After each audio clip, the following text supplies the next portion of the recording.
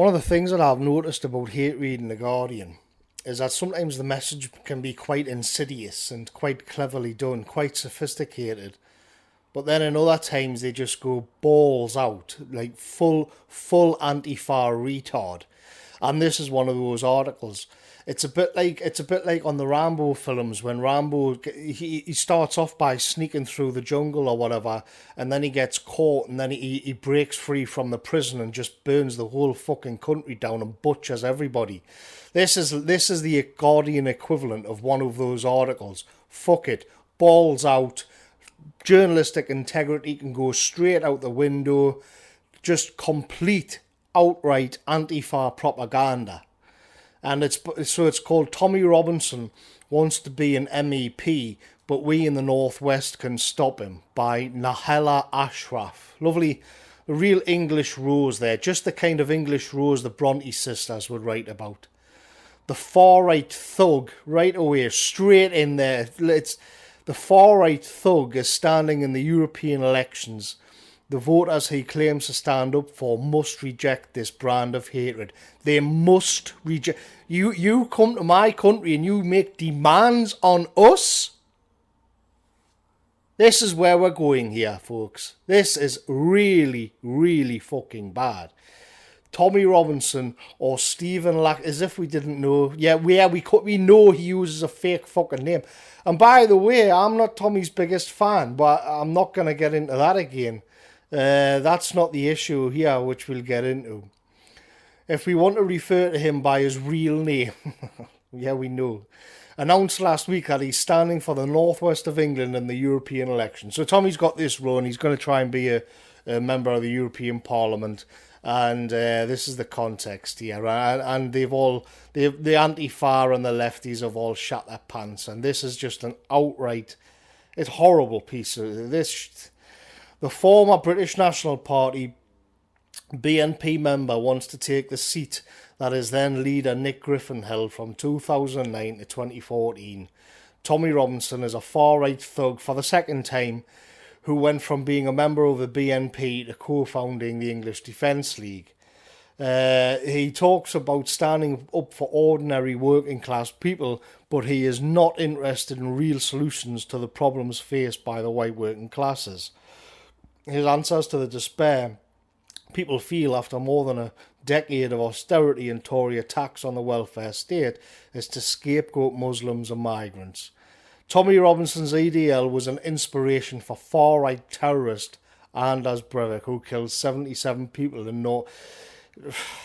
Jesus Christ. So it seems to me, how many people from the Northwest have opinion pieces in The Guardian, or any other national paper for that matter? How many people from Burnley are writing in The Guardian? How many of them have stints on the BBC? How many of them are part of groups funded by the government, like this woman is, funded by the British government?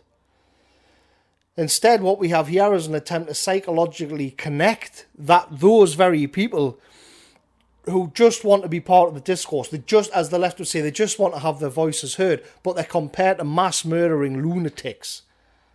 Maybe they're sick of that as well. Maybe they're sick of people like this. And then she goes on. Darren Osborne, the terrorist who attacked Finsbury Park Mosque, killing a man, was brainwashed by far-right material, including social media posts by Robinson, according to his partner. He was also brainwashed by the BBC documentary called Three Girls. That was actually reported at the time. It was watching the BBC documentary Three Girls, which was a decent drama based on the mass rape of white girls by Muslim men where was it? Oh yes, it was set in the Northwest, wasn't it? It was set in the areas which have seen the most support for people like the BNP and Tommy Robinson. Can we join the dots here? Do we see a pattern? But don't switch your fucking brain on. Just talk about scapegoating the NHS. The Tories have made cuts to housing benefit. That must be it. And it's right there in the BBC's own programming. And then she goes on. Now Donald Trump has been invited for a state visit this summer. Trump, like Tommy Robinson, represents the politics of hatred and division. In Europe, Trump's victory was celebrated by the far right. The announcement of a state visit only helps to normalise this type of politics. It creates a space for Tommy Robinson, racists and Nazis everywhere. And what she's talking about here is that sort of broad populism, which she calls Nazism and hate. It's disenfranchised whites, Nazi scum off our streets. In actual fact, it's just blokes called Dave who are seeing their streets, and they are their streets, disappear before their eyes. And when they complain about it, they're called Nazi scum. But here, to hell with the gammon Nazi scum. Let's remember who the real victims are here. She says, already we've seen a rise in attacks against Muslims and Muslim women in particular. I was attacked in a fish and chip shop in London, and while the incident was widely reported, there are countless incidents that never get any attention. Alright, so that hyperlink that she's got in there, let's click on that link and see what happened here, shall we? What happened to Nahela, the English rose, in the chip shop of bigotry? The report, which she links to, says police are now investigating the attack, and the incident has prompted anti-racism campaigners to stage a protest in the capital. Nahela from Withington, who works as a researcher for a government department called I've never heard of that, but I can imagine what it is. Some sort of anti-racist diversity bullshit, which we are fucking paying for, was having a dinner at a nearby fish and chip shop when she was accosted by a stranger. The man grabbed her by the arm and tried to throw her out, telling her she shouldn't be here. Oh, isn't that terrible? Isn't that so much worse than having English schoolgirl porn live streamed for men in Pakistan, as was actually in the BBC's drama Three Girls? Not far-right propaganda, not Tommy's Facebook page, not the BNP website. The fucking BBC had that in a prime-time drama. And just in case you're wondering why the BBC made that drama, I did a blog post on it at the time, and my theory about why that was made, and I'll post it below. But anyway, let's get back to the chip shop of hate with Nahela. The victim did not require medical treatment. So, the assault is being treated by police as racially motivated hate crime.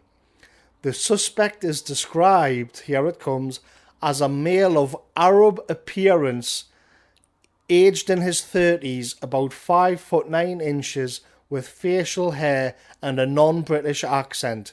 He was wearing a green hooded jacket. Well, holy Jesus. Fancy fucking that, eh? Are you pulling my bastard plonker here, Nahela? So, right, let's just run this through. A Muslim woman writes for a national newspaper and works for the government.